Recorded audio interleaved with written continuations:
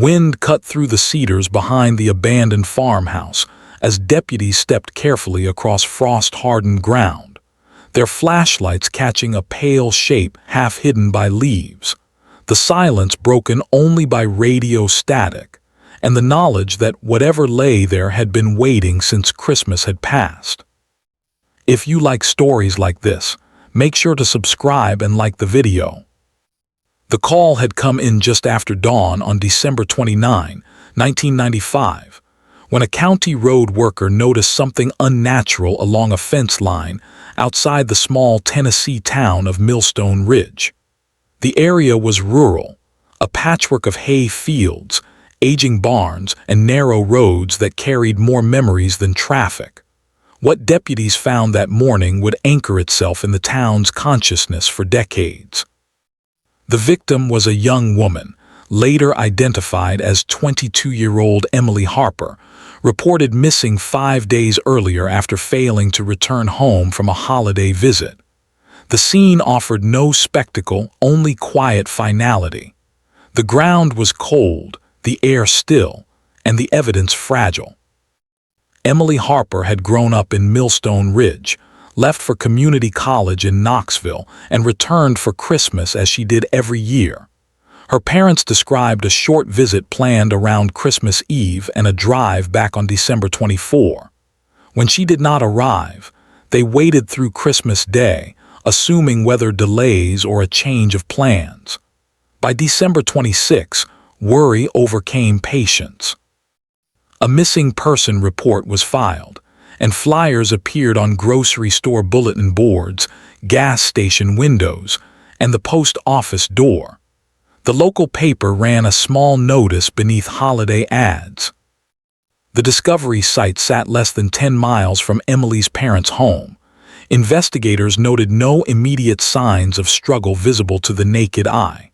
Her clothing was intact, appropriate for winter travel, and personal items were present.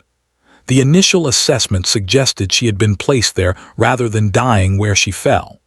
The medical examiner was called, and the area was secured, though the frozen ground limited what could be recovered. Photographs were taken, measurements logged, and the body transported under careful chain-of-custody procedures. The autopsy, conducted the following day in a regional facility, provided restrained clarity. Time of death was estimated within 48 hours of her disappearance. There were no catastrophic injuries, no evidence of prolonged violence. The cause of death was determined to be asphyxiation, consistent with manual obstruction, though the examiner emphasized the absence of defensive wounds. Toxicology returned negative. The findings suggested control rather than frenzy, and an offender who left little behind. The investigation began methodically. Detectives reconstructed Emily's last known movements. On December 24, she was seen at a gas station near the county line at approximately 7:40 p.m., purchasing fuel and coffee. The clerk remembered her because business was slow and holiday music played over the speakers. Surveillance footage confirmed her presence and showed a dark pickup truck parked near her car. The image quality was poor, but the vehicle's outline was noted. Road conditions that night were clear but cold. Christmas lights glowed from porches as families gathered inside. Emily was expected to take State Route 18, a familiar drive she had made countless times. Somewhere along that road, something interrupted the routine. Detectives canvassed the route, speaking with residents, logging parked vehicles, and noting tire tracks preserved in ditches by frost. Early leads centered on acquaintances. Emily's former boyfriend was interviewed and eliminated through corroborated alibis. Coworkers from her part-time job in Knoxville were questioned, none placing her outside her normal pattern. The town, unused to such scrutiny, responded with guarded cooperation. Older residents remembered when doors were left unlocked and felt the intrusion of suspicion keenly. The pickup truck became a focal point. Investigators requested information through local media, describing a dark-colored late 1980s model, possibly a Ford or Chevrolet. Tips trickled in, many vague, some conflicting.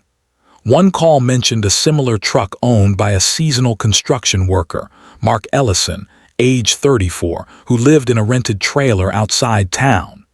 Ellison had worked odd jobs, including fence repairs near the Discovery site earlier that winter. Ellison was interviewed on January 3, 1996. He acknowledged owning a dark blue 1989 Ford pickup and confirmed he had been driving on Route 18 on Christmas Eve, returning from a job site. He stated he stopped briefly at the same gas station, but left before Emily arrived. His account was partially supported by another customer, though timelines were imprecise.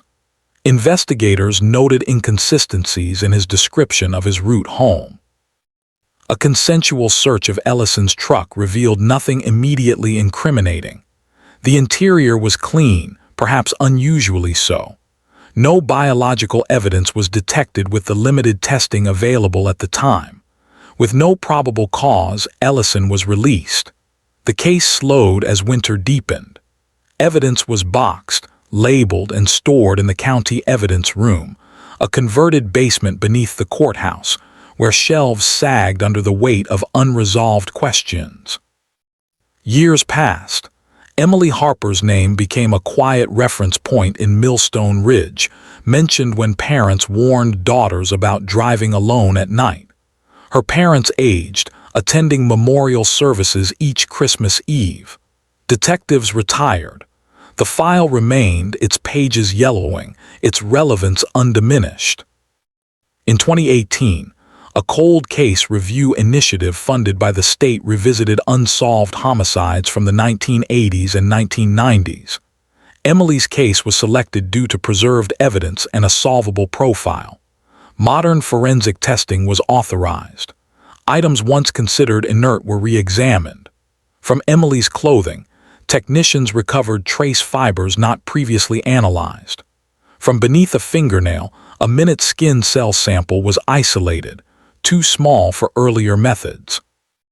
DNA analysis produced a partial profile. It was entered into national databases. Months passed with no immediate match.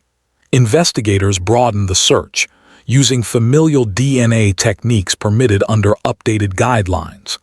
In early 2020, a potential familial link emerged in Ohio, connecting to a second cousin of Mark Ellison. The name resurfaced after nearly 25 years. Ellison, now living in Kentucky, was quietly investigated. His employment history showed gaps coinciding with Emily's death. His truck had been sold years earlier, but maintenance records placed it in Millstone Ridge that winter. Investigators obtained a warrant for a DNA sample, collected during a routine traffic stop. The profile matched the partial DNA recovered from Emily Harper. Confronted with the evidence, Ellison did not offer a confession. Prosecutors did not need one. The case rested on forensic linkage, vehicle proximity, opportunity, and the original inconsistencies documented in 1996. In November 2021, Ellison was arrested and extradited to Tennessee. The news traveled fast through Millstone Ridge, reopening old wounds during another holiday season. At trial, experts testified carefully, explaining the science without embellishment. Defense challenges focused on the age of the evidence, but chain of custody records held. The jury deliberated for 2 days. Ellison was convicted of second-degree murder and sentenced to life with the possibility of parole after 35 years. The aftermath was subdued. Emily Harper's parents issued a brief statement expressing relief without triumph. The town marked the next Christmas quietly. The road remained the same, the fields unchanged, but the case that once lingered in cold archives had finally reached a lawful end. In the months following the discovery, the investigation entered a phase familiar to many small departments in the mid-1990s, defined by persistence rather than momentum. Detectives returned to Emily Harper's timeline repeatedly, aligning receipts, witness statements, and travel estimates against weather records and traffic patterns. Christmas Eve traffic in Millstone Ridge had been light, most residents already home by nightfall. That absence of witnesses was not a failure of policing, but a reality of rural life during winter holidays, when routines narrow and roads empty early. Emily's vehicle was located 2 days after her body was found, parked along a gravel turnout near an old logging access road. Its presence initially overlooked because abandoned cars were not uncommon in the area. The keys were missing. There were no signs of forced entry, no shattered glass, no visible damage. The interior contained wrapped gifts intended for her parents, still neatly arranged on the back seat. A half-finished cup of coffee sat in the console, untouched since Christmas Eve. Investigators noted the positioning carefully. The scene suggested interruption rather than intention. Tire impressions near the turnout were photographed and cast, though the frozen surface limited clarity. Preliminary comparisons to Ellison's pickup were inconclusive, not because they contradicted his involvement, but because the impressions lacked distinctive wear patterns. The state crime lab logged them anyway, marking the case file with a note that further comparison could be possible if new technology emerged. That margin of possibility would matter later. Media coverage remained measured. The Millstone Ridge Herald published factual updates, avoiding speculation. Regional outlets showed brief interest, but without dramatic developments, attention faded. Emily's photograph stayed on the missing persons board at the sheriff's office long after other notices were removed. Deputies rotated shifts, but the file stayed in circulation, reviewed during quiet hours when active calls slowed. In early 1996, investigators expanded their scope to include long-haul drivers and transient workers known to pass through the county. Holiday construction projects had drawn temporary laborers, some of whom left town before January. Records were incomplete. Pay stubs listed first names only, cash payments common. Interviews conducted months later produced little. Memory decayed quickly once routines resumed and winter gave way to spring. The Harper family cooperated fully, providing phone records, letters, and personal journals. Nothing suggested Emily planned to meet anyone that night beyond returning home. Friends described her as cautious, not prone to risk, especially during winter travel. That consistency narrowed theories. Random violence seemed unlikely given the absence of struggle. Investigators increasingly considered that Emily encountered someone she recognized, or at least did not immediately fear. That possibility circled back repeatedly to Ellison, though without evidence sufficient for arrest. His work near the eventual recovery site was documented. He had familiarity with back roads and turnout areas. His truck matched the general description, yet suspicion alone could not sustain charges. The case remained open but inactive, a designation that reflected reality rather than surrender. Through the late 1990s and early 2000s, the evidence room beneath the courthouse became a quiet archive of unresolved lives. Emily Harper's file occupied a single shelf, boxed and labeled, its contents unchanged. Periodic audits confirmed its presence. Each Christmas, a brief note was added, indicating the case had been reviewed with no new leads. That ritual, bureaucratic yet sincere, kept the investigation alive in principle. The broader landscape of criminal investigation changed gradually. DNA profiling, once limited and expensive, became more accessible. By the early 2000s, Tennessee law enforcement agencies began revisiting cases with preserved biological material. Emily's case was considered, but initially deferred due to the minimal quantity recovered. The technology of the time could not guarantee results without consuming the sample entirely, a risk investigators hesitated to take. In 2010, the sheriff's office underwent leadership change. A new sheriff authorized a comprehensive review of cold cases as part of accreditation efforts. Emily's file was re-examined by a detective who had been a young patrol officer at the time of the original investigation. His familiarity with the geography proved useful. He retraced the route Emily likely drove, noting how lighting conditions, tree cover, and road curvature could obscure visibility on a winter night. He concluded that a vehicle stop could occur without attracting attention. That review reaffirmed earlier conclusions but added context.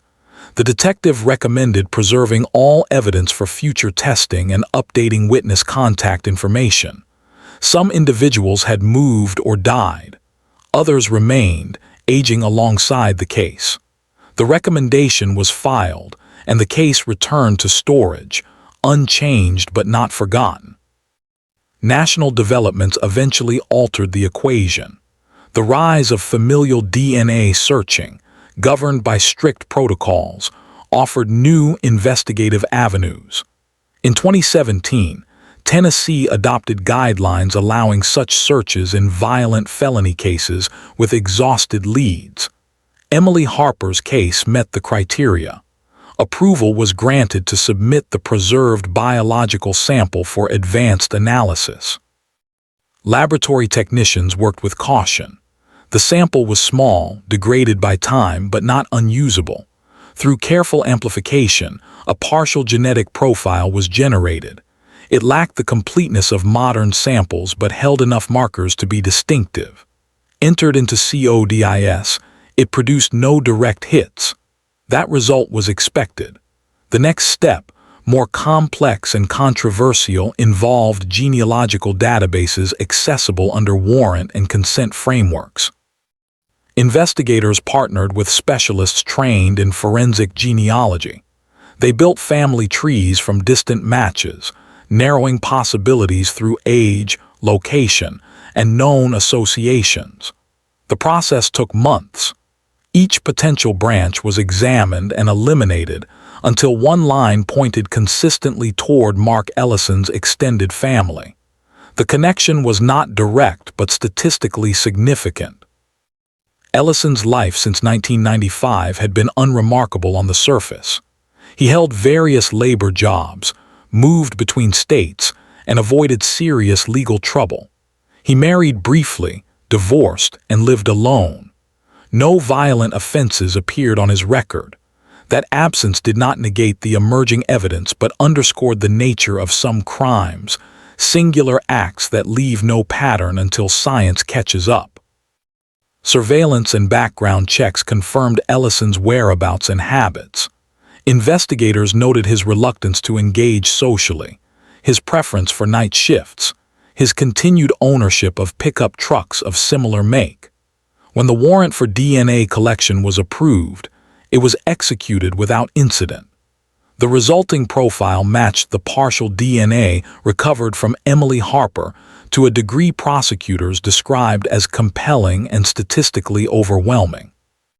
The arrest was planned quietly, mindful of the years elapsed and the need for procedural precision.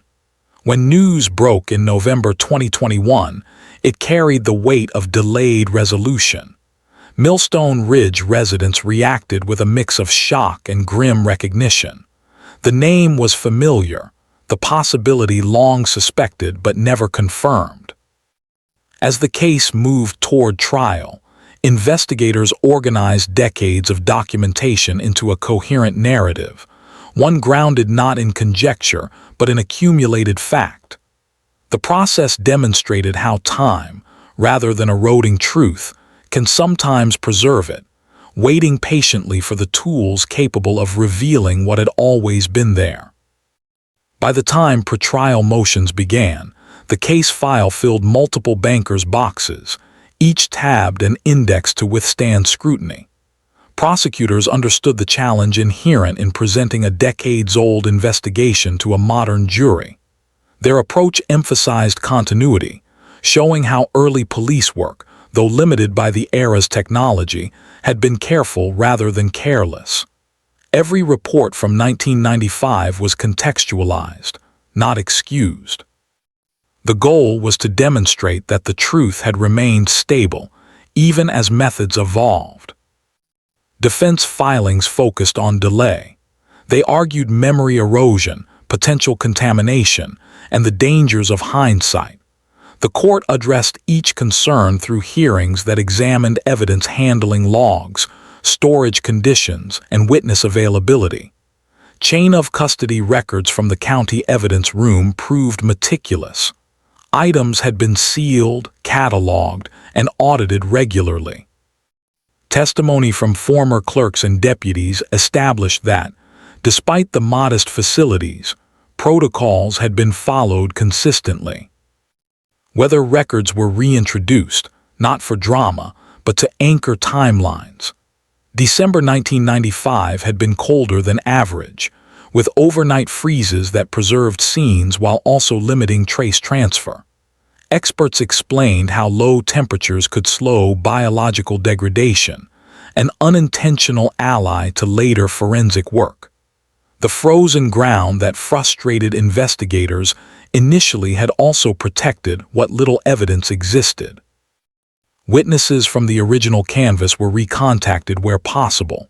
Some had passed away, their statements entered through records. Others, now in their 70s and 80s, testified with quiet certainty about what they remembered.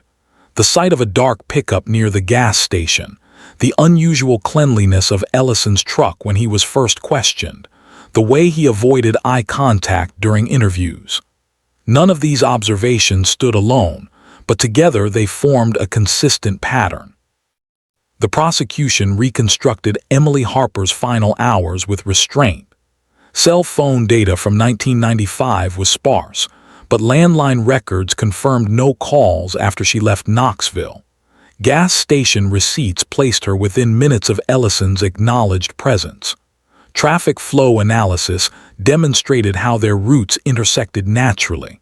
Investigators avoided speculation about motive, focusing instead on opportunity and action. Forensic experts detailed the DNA process step by step. They explained degradation, partial profiles, and statistical significance in plain terms. The match to Ellison was presented not as absolute certainty, but as an improbability of coincidence beyond reasonable doubt. Jurors were shown how familial searching narrowed the field logically, excluding thousands before arriving at one viable candidate. Transparency was central to credibility. The defense cross-examined vigorously, questioning the ethics of genealogical searches and the reliability of partial profiles.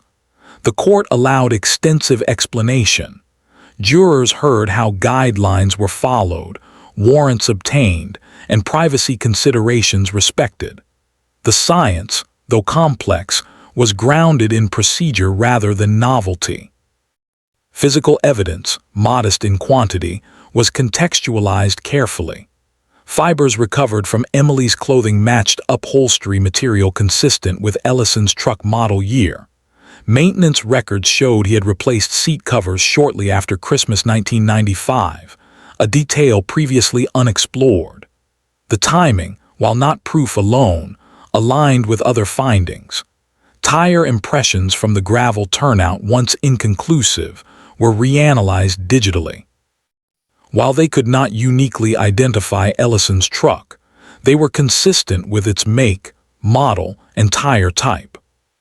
The prosecution also addressed absence. There was no confession, no eyewitness to the act itself.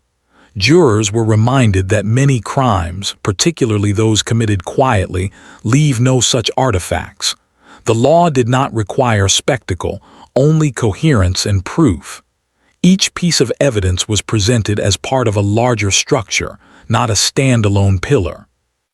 Throughout the proceedings, the atmosphere remained subdued. There were no outbursts, no dramatic gestures. Emily Harper's parents attended quietly, seated behind prosecutors, their presence steady rather than demonstrative. Ellison sat with his attorneys, expressionless, his posture unchanged as decades-old details resurfaced. Closing arguments emphasized time, not as an enemy of justice, but as its proving ground. The jury was asked to consider whether the story told by the evidence made sense, whether it accounted for known facts without forcing conclusions. They were reminded of the original investigation's restraint, the years of inactivity not from neglect but from lack of tools, and the eventual convergence of science and circumstance. Deliberations began on a gray afternoon. Jurors requested clarification on DNA statistics and the timeline between the gas station sighting and the estimated time of death. They reviewed maps, photographs, and excerpts from early reports. The process took 2 days, punctuated by careful questions rather than visible conflict. When the verdict was returned, it was delivered without flourish, guilty of second-degree murder. The finding reflected the jury's assessment that intent could be inferred from actions without premeditation beyond the moment. Sentencing followed weeks later. The judge cited the calculated nature of the offense, the vulnerability of the victim, and the prolonged impact on the community. Ellison received a life sentence with the possibility of parole after 35 years, consistent with statutory guidelines. The legal conclusion did not mark an emotional crescendo. Instead, it brought a measured quiet. Appeals were filed and denied. The conviction stood. Records were updated. The case file, once marked open, was closed with formal notation, its journey from active investigation to cold case to resolved matter complete. For Millstone Ridge, the resolution arrived not as celebration but as release. The name Emily Harper returned to local conversation, this time with an ending attached. Her parents sold their home and moved closer to relatives, attending one final Christmas Eve service in town before leaving. The road she had driven that night remained unchanged, still narrow, still flanked by fields and trees. Law enforcement agencies used the case as training material, illustrating the importance of preservation and patience. Younger officers learned how early diligence could pay dividends decades later. The courthouse basement was renovated, evidence moved to a climate-controlled facility, a tangible legacy of lessons learned. As seasons continued their cycle, Thanksgiving dinners and Christmas lights returned each year without reference to the case, yet informed by it. The community carried forward older men who remembered the winter of 1995, nodding quietly when the story was mentioned. The truth, once obscured by time and cold, had emerged without spectacle, fulfilling the quiet obligation of justice to wait as long as necessary to be found. In the years that followed the verdict, the case settled into the institutional memory of Tennessee's criminal justice system, no longer an open wound but a closed record, referenced carefully and without embellishment. Court transcripts were archived. Evidence, no longer contested, was scheduled for long-term retention under homicide protocols. The Harper case transitioned from active docket to historical file, its relevance preserved not by emotion but by procedure. Emily Harper's parents declined public interviews after sentencing. Their statements, already on record, said what needed to be said. They acknowledged the investigators who had not let the file disappear, the prosecutors who had waited for certainty rather than headlines, and the jury who had weighed facts rather than sympathy. They did not speak of forgiveness or anger. They spoke of sleep returning slowly, of Christmas mornings no longer defined entirely by absence. That restraint reflected the tone that had marked the case from the beginning. Mark Ellison was transferred to a state correctional facility several hours from Millstone Ridge. Intake records described a quiet inmate, compliant, requesting no special accommodations. Appeals moved through the system predictably, raising issues already litigated. Each was denied in turn. The conviction remained intact, affirmed by appellate review that emphasized the reliability of forensic genealogy when applied within statutory safeguards. For the town itself, resolution carried subtle consequences. Older residents revisited memories with revised understanding. A truck seen once, a man known only casually, moments that had passed without significance gained context. There was no collective guilt, only recognition of how easily ordinary environments can conceal extraordinary harm. Millstone Ridge did not memorialize the case with plaques or ceremonies. Its remembrance took quieter forms, conversations among neighbors, caution passed to grandchildren, and awareness sharpened but not sensationalized. Local law enforcement documented the investigation as part of continuing education. The case illustrated the value of thorough initial work even when immediate results fail to follow. Reports written in 1995, careful in language and complete in detail, proved decisive decades later. The absence of shortcuts became its own form of evidence. Younger deputies learned that restraint, often undervalued, could be as important as urgency. The county courthouse basement, once the resting place of Emily Harper's file, was eventually cleared during renovations. Evidence storage moved to a regional facility with climate control and digital tracking. When the Harper boxes were relocated, an inventory confirmed every item accounted for. The process was routine, yet symbolic. What had once been hidden beneath the courthouse, waiting for time to catch up, now rested in a system better prepared to meet it. Each December, as the town marked Thanksgiving, Christmas Eve, and the approach of the new year, the case surfaced briefly in conversation, then receded. It no longer dominated the season. The holidays resumed their familiar rhythms: church services, quiet roads after dark, families gathered indoors. The winter landscape that once framed uncertainty now carried closure without ceremony. From an investigative perspective, the case underscored how advances in science intersect with patience. Forensic genealogy did not replace traditional policing, it depended on it. Without preserved evidence, accurate logs, and early elimination of false leads, later technology would have had nothing to build upon. The solution was cumulative, not sudden.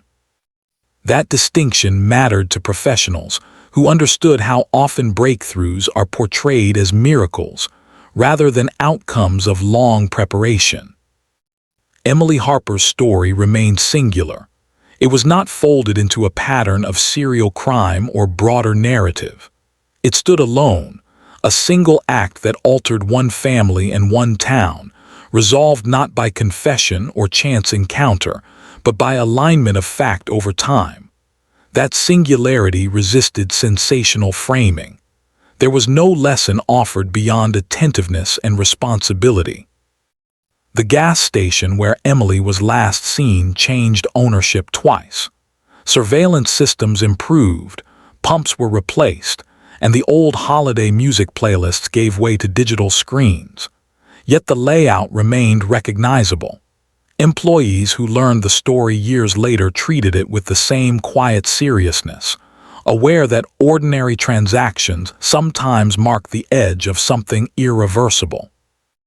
The stretch of State Route 18 continued to serve commuters and farm vehicles. Snow still dusted the shoulders in winter. Drivers passed the gravel turnout without noticing it, unaware of its role in a case now concluded. There were no signs, no warnings. The land returned to anonymity, its involvement recorded only in files and memory. For the Harper family, the finality of the case allowed a gradual shift. Birthdays and anniversaries remained difficult, but they were no longer defined by unanswered questions. The knowledge of what happened, though painful, replaced speculation. That clarity, described often by victims' families, arrived late but fully. It did not heal, but it stabilized. The judge who presided over sentencing reflected later, in a professional context, on the discipline required to try an old case fairly. He noted the balance between honoring the victim and safeguarding the defendant's rights, a balance essential to legitimacy.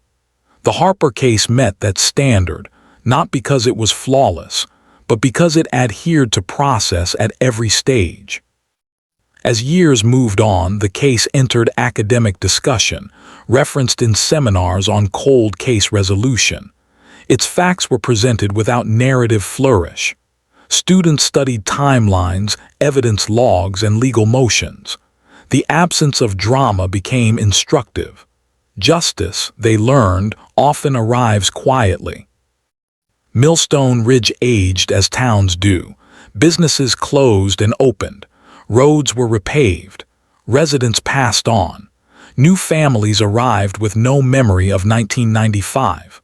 The story became part of local history rather than lived experience. When mentioned, it was spoken of in the past tense: resolved, settled, concluded. The final docket entry in the Harper case recorded compliance with sentencing and the exhaustion of appeals. The file was stamped closed, its status changed permanently. That administrative act carried weight disproportionate to its simplicity. It marked the end of uncertainty that had begun on a cold December morning decades earlier. In the broader context of criminal justice, the case reinforced an unglamorous truth. Time does not absolve crime, but neither does it guarantee resolution. Only diligence, preservation, and lawful innovation bridge the gap. Emily Harper's case closed because those elements converged, not because of luck or spectacle. Each year, as Thanksgiving gives way to Christmas and the calendar turns, the season returns to Millstone Ridge as it always has. Lights glow against early darkness. Roads quiet after sunset. Families gather indoors. Somewhere in those ordinary rituals lies the significance of the case's end. Life continues not because justice erases loss, but because it acknowledges it fully and then steps aside. The Harper case concluded without fanfare, leaving behind a record rather than a legend. That outcome, restrained and complete, stands as its final measure.